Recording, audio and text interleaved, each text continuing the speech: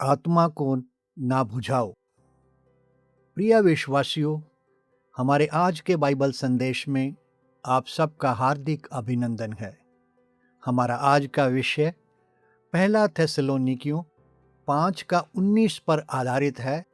यहाँ लिखा है, आत्मा को ना बुझाओ। बाइबल की शिक्षा के अनुसार कलीसिया परमेश्वर की है और एक जुड़ी हुई कलीसिया में उसकी उपस्थिति पवित्र आत्मा के द्वारा अंकित की गई है। इससे एक महत्वपूर्ण निष्कर्ष यह निकलता है कि कलीसिया में सब कुछ पवित्र आत्मा के द्वारा संचालित होना चाहिए। अगर इस संचालन में कोई वादा डाली जाती है तो यह यकीनन पवित्र आत्मा को बुझाएगी। उदाहरण के रूप में यह एक मोमबत्ती को बुझाने के समान ही है। जलती हुई मोमबत्ती प्रकाश प्रदान करती है। अगर उसे बुझा दिया जाए तो वह अपना कार्य नहीं कर पाती, अर्थात प्रकाश प्रदान नहीं कर पाती। इसी रीति से कलीसिया में कोई भी विश्वासी यदि शारीरिक होकर अपने बल पर कोई कार्य करता है या फिर ईसाई जगत में मनुष्यों द्वारा स्थापित एक प्रणाली के तहत कलीसिया में सब कुछ किया जाता है, तो यह यकीनन कलीसिया में पवित्र आत्मा के कार्य को वादित करता है, आत्मा को बुझाता है।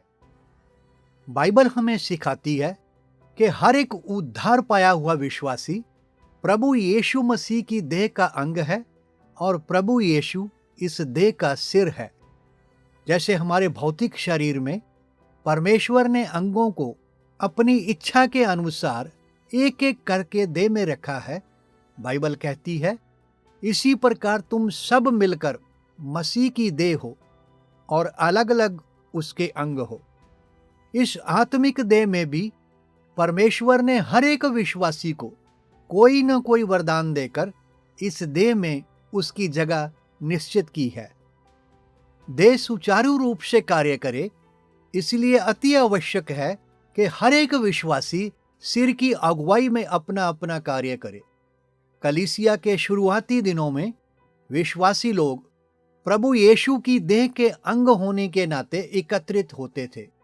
पवित्र आत्मा उनमें खुलकर कार्य करता था और अपनी इच्छा के अनुसार विश्वासियों को इस्तेमाल करता था।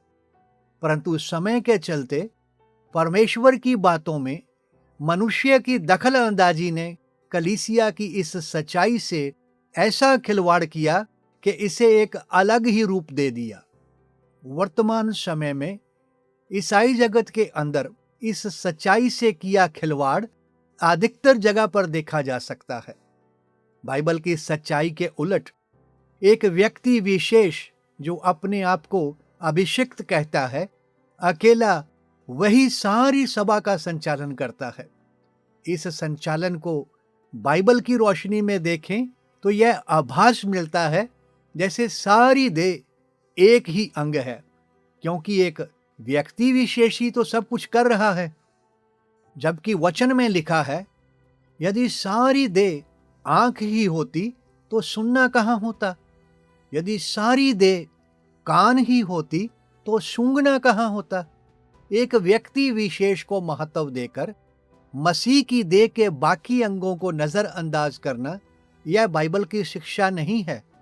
इस बात को मद्देनजर रखते हुए पहला कुरिन्थियों 12 का 19 में सवाल किया गया है, यदि वे सब एक ही अंग होते तो देह कहाँ होती।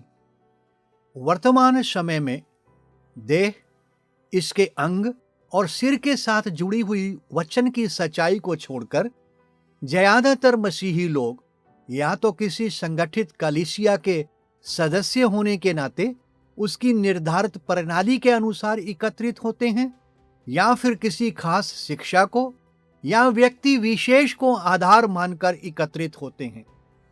बाइबल इस तरह की तमाम बातों को दरकिनारा कर केवल और केवल प्रभु यीशु मसीह के नाम पर एकत्रित होने, उसकी देह के अंगों की तरह एकत्रित होने को ही मान्यता देती है। अगर हम बाइबल की शिक्षा के अनुसार एकत्रित नहीं होते तो यह बात पवित्र आत्मा के कार्य में बाधा डालेगी, उसको बुझाएगी। अगर एक विश्वासी व्यक्तिगत रूप में अपने जीवन में चौकस नहीं है, तो वह पवित्र आत्मा को शोकित कर सकता है, क्योंकि वह अपने जीवन में वे बातें करता है जो पवित्र आत्मा नहीं चाहता। इसी तरह सामूहिक रूप में जब हम एकत्रित होते हैं, सब कुछ अपने संस्था द्वारा निर्धारित प्रणाली के तहत सब कुछ करते हैं, या फिर एक व्यक्ति विशेष ही सब कुछ करता है, तो यकीनन हम पवित्र आत्मा को बुझाते हैं, क्योंकि हम पवित्र आत्मा को वह करने से रोकते हैं जो वह करना चाहता है। जुड़ी हुई कलीसिया में पवित्र आत्मा को आजादी से अपनी इच्छा के अनुसार कार्य करने में बाधा डालना आत्मा को बुझाना है। याद रखें, पवित्र आत्मा सभा में केवल एक व्यक्ति विशेष की अगुवाई करने के लिए वहां पर उपस्थित नहीं है। पादरीवाद अपने आप में एक बहुत बड़ा पाप है, क्योंकि इसने कलीसिया के सिर की, जिसे अपनी देह का संचालन करने का अधिकार है, अर्थात प्रभु यीशु मसीह की जगह को हड़प लिया है। कलीसिया का संचालन अपने हाथ में ले लिया है और पवित्र आत्मा को दरकिनार कर दिया है। प्रिय विश्वासियों, कुरिन्थिस के विश्वासियों को लिखी हुई पहली पत्री का बड़ा अंश सुधार के रूप में लिखा गया है, क्योंकि वहां के विश्वासी आत्मा के अनुसार चलने के बजाय शरीर के अनुसार चलते थे। इन सब के चलते हुए व्यक्तिगत रूप में कुछ एक के जीवन में पाप था, और सामूहिक रूप में उनका एकत्रित होना ऐसा था कि यह पवित्र आत्मा के कार्य में बाधा डालता था। अगर लगी हुई सभा में पवित्र आत्मा पूर्ण आजादी से काम करता है, यकीनन सब कुछ शालीनता और व्यवस्थित रूप में होगा। इन्हीं बातों को मद्देनजर रखते हुए पहला कुरिन्थियों के अध्याय 12 से 14 में जो शिक्षा दी गई है, उसका सारांश भी यही है, और परमेश्वर अपनी कलीसिया से यही चाहता है। अब हमें सोचना है कि हम कैसे एकत्रित होते हैं, और मसीह की देह का अंग होने के नाते हमारी कलीसिया में क्या भूमिका है। क्या हम अपनी इस भूमिका को समझते हैं? अगर समझते हैं तो क्या इसे व्यवहारिक रूप देते हैं?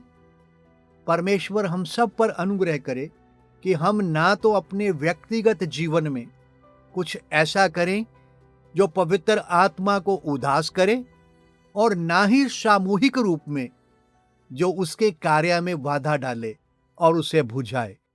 धन्यवाद।